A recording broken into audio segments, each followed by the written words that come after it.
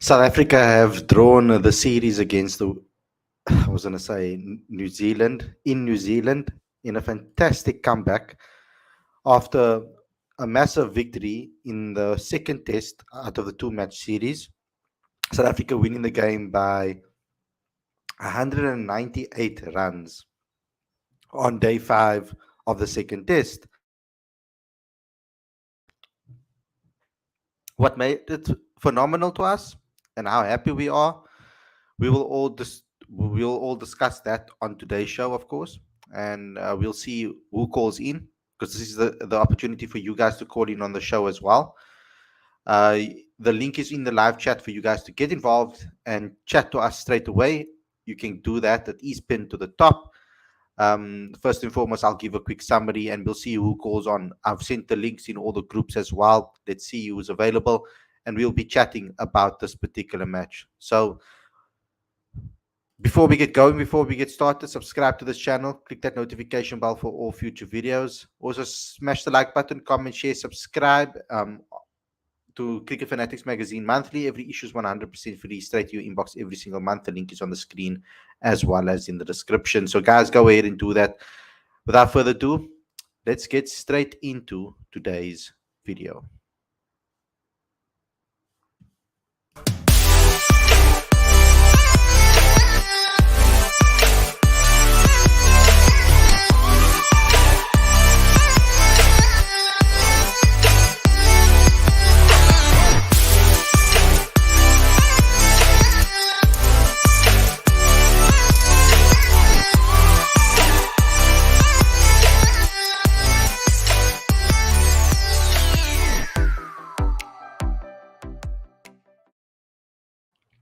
Good evening, everybody, and welcome to Cricket Fanatics Magazine. This is your review show. I'm your host, Khalid. This is the show where we talk about everything that has to do with the test match and the test series between South Africa and New Zealand. So let's get straight into it. I'm here with Aditya as well, who has joined us right now. We're going to discuss this, and there's a lot to talk about. And I believe that us as South African fans should be very proud about the performance. It was a very good fight back. I got a little nervous. My heart was a little bit scared when the rain started to come. I was like, no, we need one more wicket. Please do not let this rain destroy us, because the rain has its way with South Africa in the past, whether it's men's cricket or women's cricket. So I was a little scared when the rain came. But okay, Keshav came back and almost instantly took the wicket to win the game. And ultimately, that is the thing that we needed to do. 198-run win is a massive win, massive comeback from the first game. That was the thing. The first game was so poor that I was like, are we just going to show improvement in the second game, or are we going to win this game, or are we going to fight and win it by the barest of margins? No, we went out there and we destroyed New Zealand in their own backyard. And I think, personally, particularly because of all the disruptions that has happened in South Africa's setup, losing Keegan Peterson suddenly, unexpectedly, Lungingiri getting an injury, one of the best bowlers in the India series, we giving debuts to multiple people. Quinton de Kock, not available, of course, after he obviously did retire before, and Calverain is now the main person in the side as the wicketkeeper, and a lot was weighing on his shoulders. One of the best batters, completely off form, out of sorts. Needing to replace him at the top of the order, it was getting that bad. And then a debutant giving another person a debut. And in a series that never necessarily had our captain perform, Dean Alger, that I think that should be the thing that we should celebrate the most, because usually if Dean Alger scores, we generally feel safe. But in this particular case, Dean Alger never really scored much runs during this tour, and yet we still came out and drew this match against the world Test champions. So Aditya, let's get your summary. We hardly got to hear from you during this series. You've been very busy yourself as well, and also, yeah, crazy times. Takes place at crazy times as well. But um, from your perspective, let's hear your summary. Were you impressed with South Africa's during this tour? Okay, or what are the learnings that you've taken from South Africa tour? This was a remarkable turnaround. South Africa just looked like a different team, and they just looked like they had put that first match behind them and were focusing solely on the present, which is always amazing to see for any cricket team. What stood out to me was that the different pressure moments in the game, we always talk about teams winning, small passages of play. South Africa did that fantastically well, and they deserve to win. Possibly the most important part of this game was that 78-run partnership between Kyle Verena and Vian Mulder. I thought that to me was the deal maker for South Africa, because you look at that part of the game, delicate balance. South Africa are 211 runs ahead, and the game could go anywhere. They're still not in safe territory, but for them to negotiate that last bit of play, I think it was on day three, and to then come out and play the way they did, with KG Rabada also contributing, and then Kyle Verena finishing on 136 not out, was a brilliant performance. And that, in my mind, was possibly the partnership, the passage of play that sealed the game for South Africa, because then there was no way that New Zealand were gonna chase 426. So in the second innings, South Africa effectively batted them out of the game, and that was it. I was worried. I was worried. I was sitting here still worried, even though it was quite a big total. Obviously, world record it would have been chase if it happened. But you don't put past anybody, especially not New Zealand. I've been impressed with the way they approach their their cricket. I love the sportsmanship. I love the way they play the game. I really enjoy that. Yes, there'll be a couple of competitive things said to each other during games, in matches. But of course, that's part of the game. But I just want to say, like this ICC Test Championship, and the current situation on the table. So, according to the table that I have in front of me, Sri Lanka sits top with two matches, winning all both matches. Australia played 5 matches and won four and drew one. Pakistan played 4 matches and won three, lost one. And South Africa, mind you, 5 matches, 3 wins, 2 losses. They're sitting on 36 points. Um, I think I don't know how you actually how they actually rate it. But you get PCT, and then you get PT. And currently that is shit. I'm taking it that the PCT is what we're going to be measuring by, and which is the number of points awarded in the PCT. Where's the PCT? What does that Yeah, stand the for? PCT is The it's the number of cumulative. it's a percentage of points earned over the number of points, the highest number of points possible. Okay, So cool. yeah, So they're going to obviously be measuring it like that. And yeah, that's because obviously not because every team. there's going to be 2 test matches, 5 test matches, etc. So I get the reason why they're doing that. Cool. So yeah, um, S- South Africa obviously starting their Test Championship off against the two best teams in the world.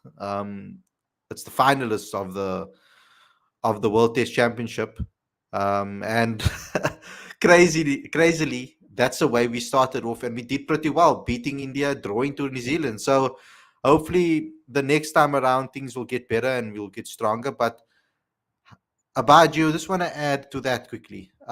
Before we get going, just let me just read a super chat. If I can get a hold of it. Lauren's getting used to that super chat pattern now. Uh, what what the series showed me is that when you give guys opportunity, we showed great characters and resilience. The golden boy is undroppable. Fielding was crap. Okay, thank you a lot for the super chat. Abad, do you want to start off that? Actually, that will be a good place for you to start. Before I address that comment, um, let's show some appreciation for our new Test captain, Dean Elgar. First in the West Indies, 2 tests there, won both games. Then, of course, the home series against India, won that series, 2 wins and 1 loss, and now drew the series in New Zealand. So it's been what, a spotless record so far. 2 series wins, 1 series tie. Yeah, obviously, I know that the series over in the Caribbean didn't really count because it was part of the previous uh, Test Championship. But if we go to what Lawrence said, yeah, the fielding could have been better. I think I don't know if both of you guys saw Colin de Gronholm. He swept it high in the air, and Rassi van der Dissen. Yeah. Oh, It was the most straightforward of I opportunities, thought that and was the game there. I thought I that was the know game. I didn't know whether to laugh or cry after seeing that happen.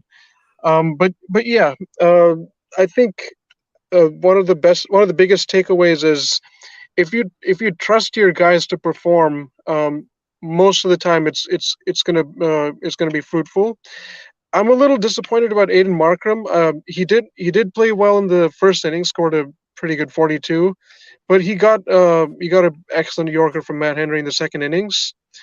Um, I think I know I'm being a little harsh, but when it comes to Aiden Markram, the only format where he's now a confirmed starter would unfortunately have to be only T20s, because now that Arvia's put It's up not. his hand It's not with the harsh. century. Yeah, and It's not harsh at all, Abai. To be fair, I'm well, yeah, obviously a massive fan of Aiden as well. And Adichie, I don't know if you want to climb in as well, but I don't think it's harsh to say that. So, Abai, so don't be too harsh on yourself because I don't think it's a harsh comment to make. but yeah, Sarel Arvia, big ups to him. It's only his second Test match. He hit a century. I think in going to the next series, top four is going to be something along the lines of Elgar, Ervia, Keegan Peterson at number 3, and Rassi van der Dissen at number 4. I know Rassi hasn't quite converted his starts, but at least credit where credit is due. He stuck around for as long as he could in the first innings, and he scored a decent 45. I know he played a loose pull shot, but it they needed a good a steady innings in the middle order after being reduced to 38 for 3 in the second innings. Bowling, KG Rabada needs no introduction. He was in scintillating form, and of course his cameo of 47 with the bat. We all know what he can do in the lower order from time to time. But all in all, I think there's plenty to appreciate. It was a true team effort, especially with the ball in the second innings. 3 wickets each for Rabada, Janssen, and Maharaj. That's what we like to see. Can't be always be super reliant on one person. Everyone pitched in. Can't complain. Hmm. Thank you for the super chat as well, John. Let's move on from Bavuma and RVD, Blood of the Youth. That is what John wanted to say.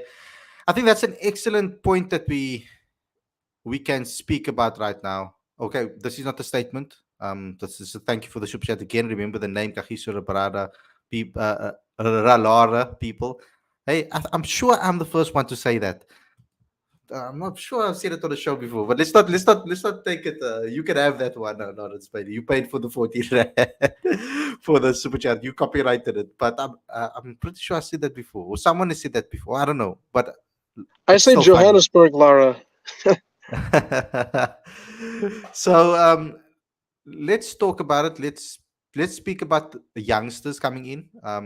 If there is anybody that gets dropped from the side, um, particularly the batting I'm talking about, because I feel that we are bowling a nice little hub for our fast bowlers coming through. Almost, it's almost like a little one aspect that we've done it successfully in. I think Aditya is not recycling, but is moving those bowlers through the system.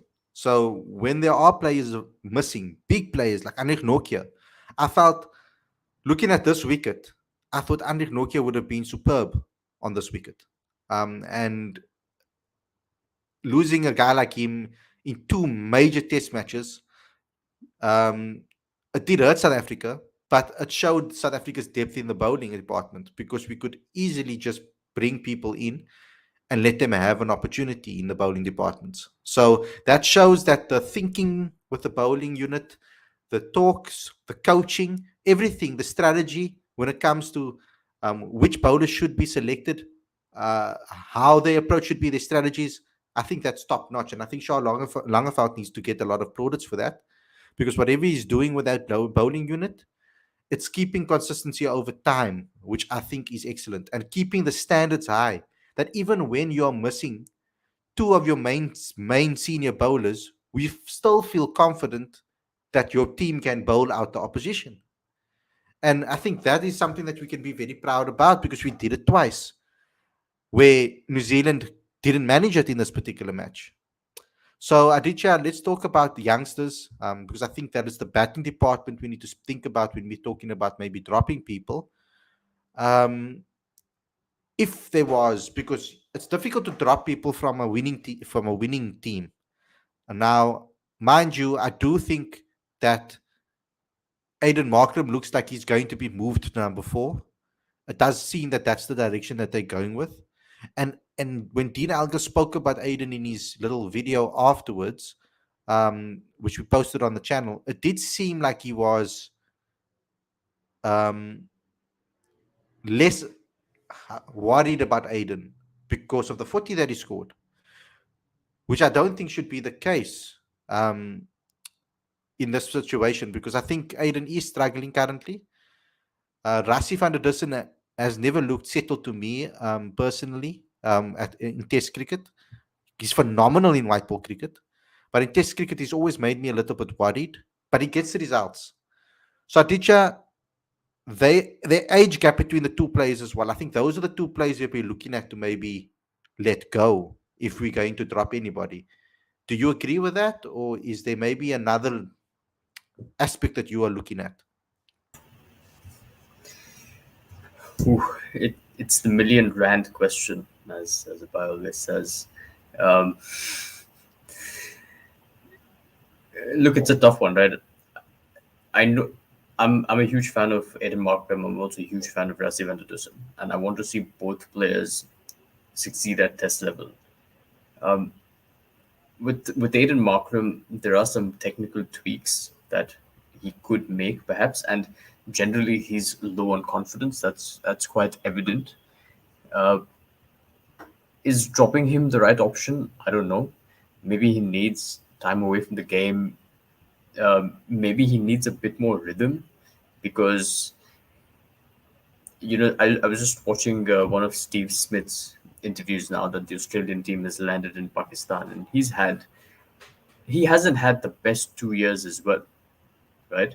And he talked about the fact that the current scheduling, given COVID and bubbles and so on, has taken the rhythm out of the game. And for players like Steve Smith and Virat Kohli, and I'm guessing Aiden Markram, I don't know, is that there are too many disruptions to their rhythm, which is why you've probably seen a slight decline in the standard of batting over the last couple of years. So that's probably a conversation to have with them because you look at the South African batting lineup in general. Kyle Verreynne did well with his 136, fantastic. Sarul did fantastically well as well. But you look at the general inconsistency in the batting lineup. I'm sure we can all agree um, that this is still a developing batting lineup. So I don't know if better rhythm will help Aiden and Rassi and everyone else. But I'm not one for sacking players just because they have one or two bad series. I know that there is a degree of impatience with him right now, but I'm not very sure if dropping him is the solution, because ultimately, South Africa has to nurture talent. It's sport is not about it's not result oriented. There are times when you do have to support players when they're going through a rough patch. Um, as for Rassi van der Dussen, he knows, in his words, he said hundreds are currency in Test cricket. So uh, I think he's a great player. He's an experienced player. He's got a great head on his shoulders, and he reads the game well. Yeah. You go to a you go to a Rassi press conference, and you feel like you've come out learning something new about the game. So, and I think that Dean Elgar probably benefits from that experience also. Yeah. Um, I don't know if dropping either of them is the solution, but Mm. obviously there can only be 11 players in the team, so someone's Yeah. got to go if Keegan comes in. Yeah, and it's just about finding that right time to make the transition and the switch. Like I keep on saying, I always say that we need to make sure that we sort out our picking order, then we know our picking order, and we know who our next best in line is for every position and the way we want to go forward, because investment needs to be made in the young talent in this country, because when they get the opportunity, you can see it. Now, Carl Verena doesn't look like a AB de Villiers smacking the ball 360 degrees all around the ground. He's always been a careful stroke player that can place it with precision and accuracy. And he's always been a more of a s- a wrist type of player, you could say, in a way, when he's playing when he's playing cuts and pulling the ball. So Calvert is a very good player, and we have found a gem. Keegan Peterson, a very strong player as well, that we found in another gem. Now there are some spots available. Now you could replace Rassi van der Dussen now. You could and build a young team, and let them experience what Test cricket is like and the Test Championship is like. But at this particular point, after the way the first two series have gone for South Africa should maybe put themselves in the reckoning for the Test Championship to try and go for it, to try and have a proper go at it. I think. Yes, India was at home, and it was against a team that hasn't beaten South Africa at home before. Yes, I understand that in the series, and yes, it's against New Zealand away, where New Zealand hasn't beaten South Africa either. So, like, it is in those situations. Let's see what happens in the next series as we go along. But it's maybe too premature because it's running obviously over 2 years. But I don't see the point in having a season, like say a year goes by, and then Rasi, if say a year goes by now, the first half of the Test Championship goes by, and Rasi stops scoring runs, and he's really not looking good. Um, then who is the next person that's going to replace him? Shouldn't we know that, especially when it's a 35-year-old, 34-year, 35-year-old that is in the team? Shouldn't there be someone that's going to learn from him? Hopefully, that is Ryan Rickleton that maybe can pair in that number 5 position. I mean, he is in the setup already. I think it would be a good idea to maybe play him in the Bangladesh series, and perhaps Aiden needs to go get some confidence, because I don't know if it's only technique. I don't know if it's only that. I think that it's his mind is messing with his technique, or whatever he's going through mentally is messing up with his technique. Because I don't think there's any way you can score the hundreds that he scored, big hundreds, mind you, with bad technique. So, and we saw how quickly you can make adjustments. Players like Carl Verheyen has done it, Keegan Peterson has done it now, Sarel Ewe has done it. It is possible for our domestic players to make adjustments at the national level to take their game to this upper notch, to find the right game plan that suits them. I feel that because Aiden Mark looked good for all the runs that he scored, but then he just has a mind, you could say a brain fart, like Dean Alger so famously coined in one of our press conferences that he did in Newlands, but against England, mind you. But you could say it is that because it's a loose or incorrect shot that's played that gets him out every single time. It's not like he was um, that he. It wasn't like he was necessarily lured into anything. Sometimes it's just a poor decision making. Yes, he got a incredible Yorker in this his last match, um, but in the previous games he looks like he's just fishing or forcing it. And I do think that where his current situation is in white ball cricket is messing around with that mentality, because we never saw him as a T20 cricketer. A couple of months before the World Cup, no one was looking at Aiden as a T20 cricketer. We weren't saying that he's going to be one of the first names on the team sheets, that he's going to help us win games wins games in the World Cup and take us over the line. In fact, we never expected that. We never predicted that. So that switch would have happened over a couple of months. Because, I mean, you saw him in the series before that. We were still hoping that he's our test savior. And a lot of us were hoping that he will come good in ODI cricket.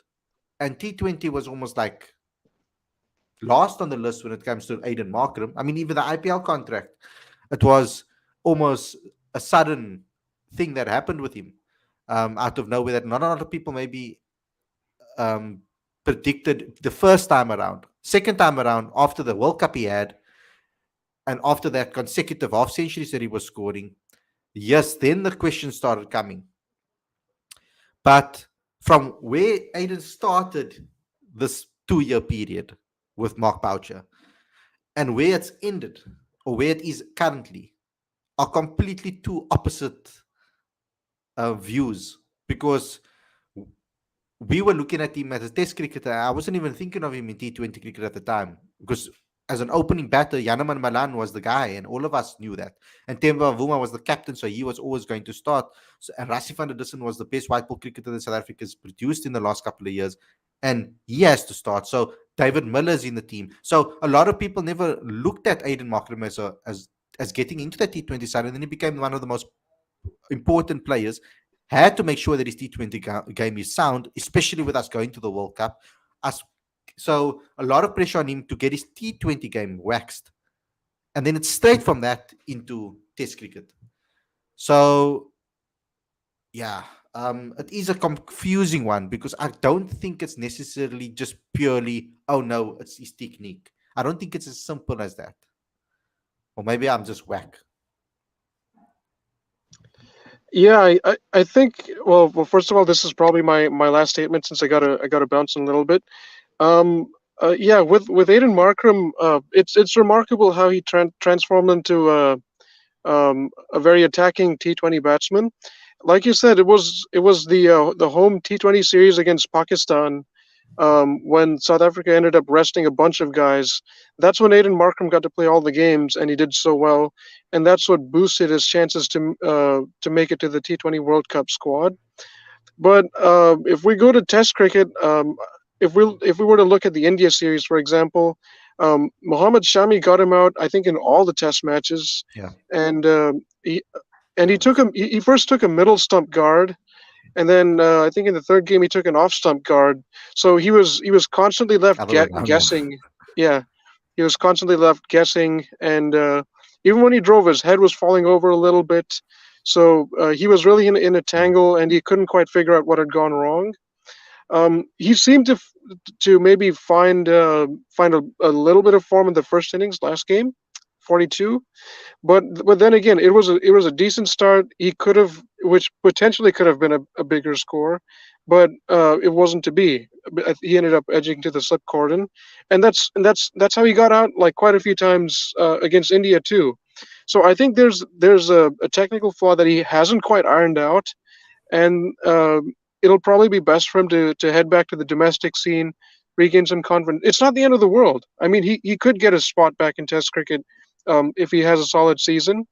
But it's this kind of but it's this good kind of competition, which is there in the batting unit right now for South Africa.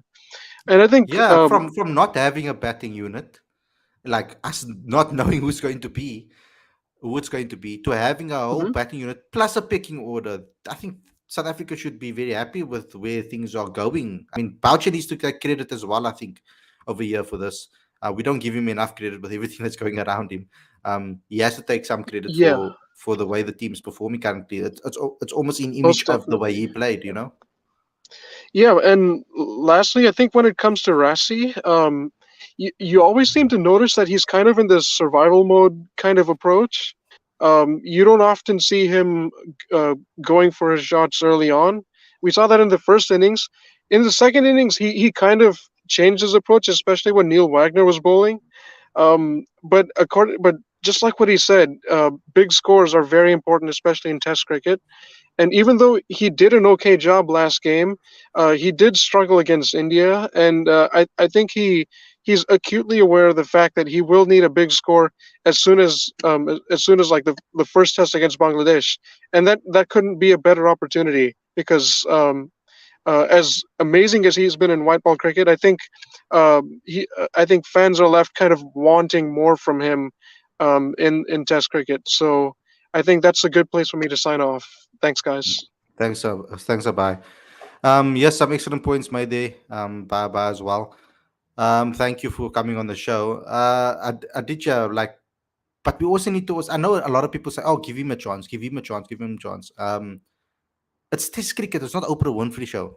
You understand? So, like, at some point, you need to also savor the plays that you have and give them extended runs. So, like in Test cricket, you can't just be handing out debuts left, right, and center. Just because someone started off well doesn't mean they're going to continue that form. Like Aiden Markram, 6 months, great. After that, struggled. So you don't know what you're going to get.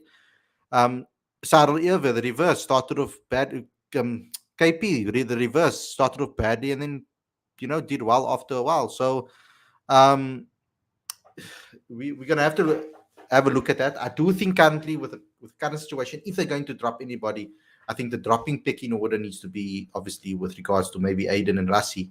That two positions over there could be filled by someone in the future, but they add value to the side either way. So I don't think I will be too disappointed if they don't change too much. I think there's a unit building here. Look here, and do you take Aiden's switch of roles as a almost as a new role in the team? Do you start over with regards to that assessment of his performances, or do you just count it all under same one umbrella, Aditya? And smash the like button, guys. 56 people, 60 people watching this video right now. I want to see 50 likes. Please. Um, Look, I think Aiden, whether he's opening the batting or at three, look, Aiden Markram is not in the best of form. He's not particularly confident in his game right now. So I don't think the position really matters there. But one thing that I will say is that in international cricket, we can't afford to have a scenario where if a player is performing, he stays in the team, and if he's not, then you drop him. I don't think it works like that. The teams have got to nurture talent. You know, the team environment has got to develop players. If everyone came prepared for international cricket, then this isn't really a turnstile of players um, that are always going to be ready, waiting in the wings, and will perform straight away in international cricket. Mm. It doesn't really work like that. So there will be times when players are doing well, and then they get found out, and then they rediscover their touch. Yeah. That's the nature of the beast. Um, with Aiden Markram and Rasif Anderson, I think that the timing now is so tricky, right? The Bangladesh series is here. That's the perfect opportunity for Them to get their form Dean back. for Dean Elgar to find his form to score hundreds, for Aiden Markram to score hundreds, for Rasif Anderson to score his maiden 100, and for Temba Bavuma to score 100 as well. So now the question for the selectors is that, do you use this opportunity to blood new talent, or Exactly. do you use this opportunity to get the guys who are in the squad For back at on. present and allow them to regain that touch in a series where with no disrespect to Bangladesh, but South Africa will probably be under less pressure to perform. Can you just? I don't know if you did any research on it, but with regards to the IPL and the Bangladesh series, um, what is going to actually happen over there? Because a lot of our test players have contracts to play in the IPL, and I'm assuming that from previous times, IPL takes preference over that, which is crazy in my eyes. International cricket should always take it, but if you can just check that up so long, Aditya, I just want to check and see what I can see in the cloud, or unless you have it already. No, there's no information on that just yet. But to answer your, but I'm thinking that if there will be these bubble requirements, so I don't know if players will be joining the bubble late and then Hmm. quarantining for a particular period of time and so on, because there are 55 games to be played in Mumbai and 15 Yeah. games to be played in Pune. So So they I don't either know play how it's going to IPL, work. so they either play the entire IPL, or Yeah, they don't, or they play the Bangladesh series. So they have to choose. yeah. I don't know how that's going to work because I think Marco Janssen, Aiden Markram, Rasivan Dusan, Kaki Surabada, Andrik Nokia, I think what, five players. It's half your team that's got IPL contracts. Yeah. Um, that's going to be interesting to see what happens there. It can be exactly like you explained it, and that was I was going to say it after you were done, but you read my mind because it starts. The ODI series starts on the 18th of March, and I see someone said IPL starts on the 26th of April. Um, It's 28th of March, is it? 26th to 28th of March. That's the test matches, yes. No, no, no, IPL. Oh, are you talking about IPL? Yeah, So it starts when? I think the 28th of March. 28th of March. Okay. 26th of March, someone says in the comment section. Does that sound right? Yeah, so that's slap bang. So I It don't is know what we're gonna 26th. do. That's right. Yeah. Well, this this is slap bang in the middle of it. So the first test starts on the 31st of March, um, from South Africa's perspective, and they play ODIs throughout that. So it's going to be very interesting to see what happens there because I mean, the Bangladesh series is important as well. It's a massive series for South Africa for the World Chess Championship. So how how do you But look, I think know? the two scenarios are that South Africa's first 11 plays the series, in which case that's fine, no complaints. Assuming that doesn't happen, it's the perfect opportunity to give your second tier of players, so to speak, the opportunity. So I don't think it's I can understand the sentiment around, you know, international cricket versus the IPL, but I don't think South Africa has much to lose here. You know what? It's actually a perfect situation for South Africa. If I Yeah, think about it, for the people that love Markram and the people that love the players that are in this current team, it's actually the perfect scenario. Markram goes away, so ultimately gets dropped because he goes to play in the IPL. So it doesn't come across as a drop because he needed to go play IPL. So they don't have to communicate this to the public as it's Aiden Markham's been dropped. No, Aiden Markham is going to the IPL, so we're going to give another person an opportunity to play. Sal Irve gets to play again as an opener because he doesn't have so he gets to build a partnership with Dean Alga at the top of the order. This way, you got an opportunity to play KP longer extended run. Now he gets to come back into the side and show that he can show consistency. Timber Bavuma now has the opportunity to get 100 for the first time in donkey's years. You're actually right. The only problem I have is our whole bowling attack is gone. KG, Arco, Norkia, the entire bowling lineup, Lungin Gidi, everybody's gone. So you're but going to be sitting with a completely new. That bowling is unit. exactly why. That is exactly why I have been saying for a long time now that South Africa's second tier of bowlers need grooming. They need We to be. don't have Charles pace, eh? Langeveld has been amazing. Exactly my point. Don't have Like pace there. that is exactly what I've been saying. That look, you take KG out of that bowling lineup. There's a lot of inexperience there. That's not to say that Luther Sponda doesn't have quality or Marco Janssen doesn't have quality. Of course they do, Mm, but they need experience, and there is not that battery of 145, 150 kind of bowlers anymore mm. in South And Africa. They're rare. we're playing in Durban and Port Elizabeth. So there could be an argument for two spinners there. Slower Yeah, tracks over there. Two spinners, possibly even maybe even three. I have an all-round spinner option as well. So we could see the re-inclusion of maybe someone like George Linder into the squad again. Simon Harmer is available. There's Keshav Maharaj. So we could see a completely different test setup. It's actually not too bad, actually, if I think about it. It actually would be quite good for South Africa.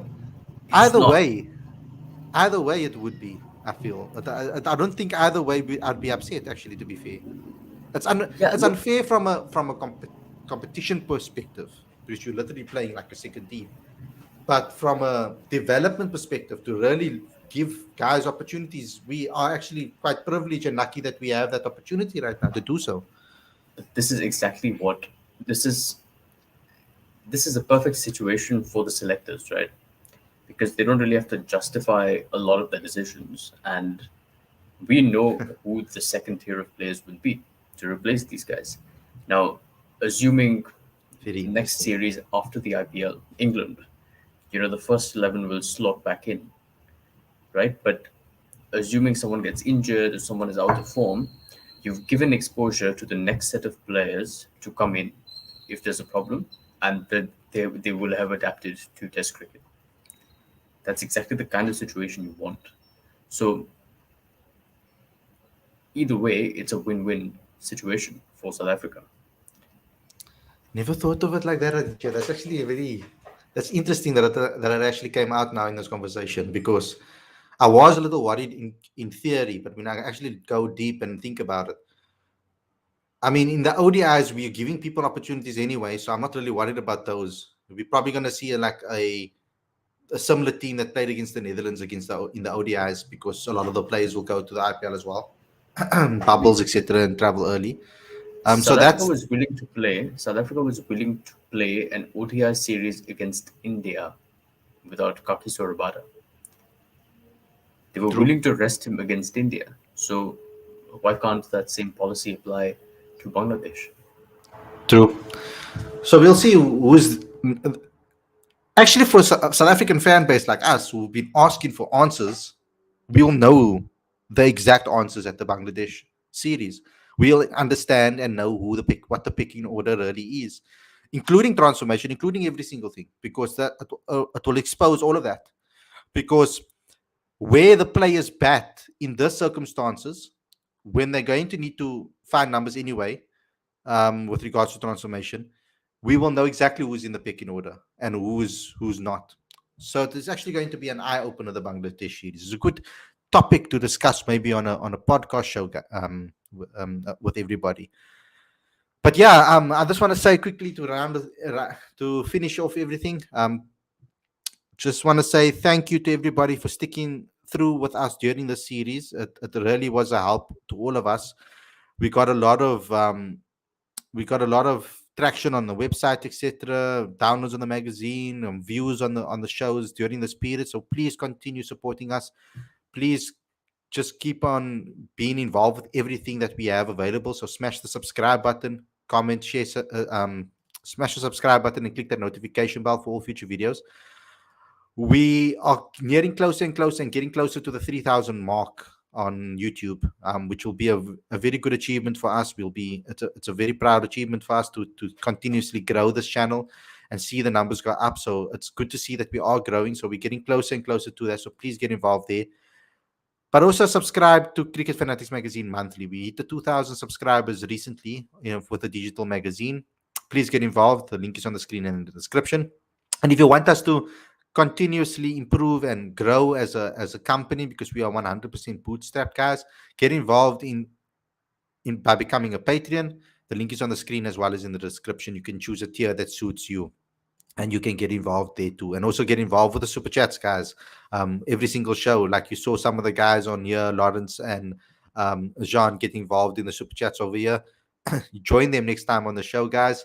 Thanks a lot for watching. Smash the like button. Like I said, I would like to see 50 likes on this particular video. Share this with all your friends and family, and we'll see you again tomorrow with another daily show. Take care, everybody, and enjoy the rest of your week.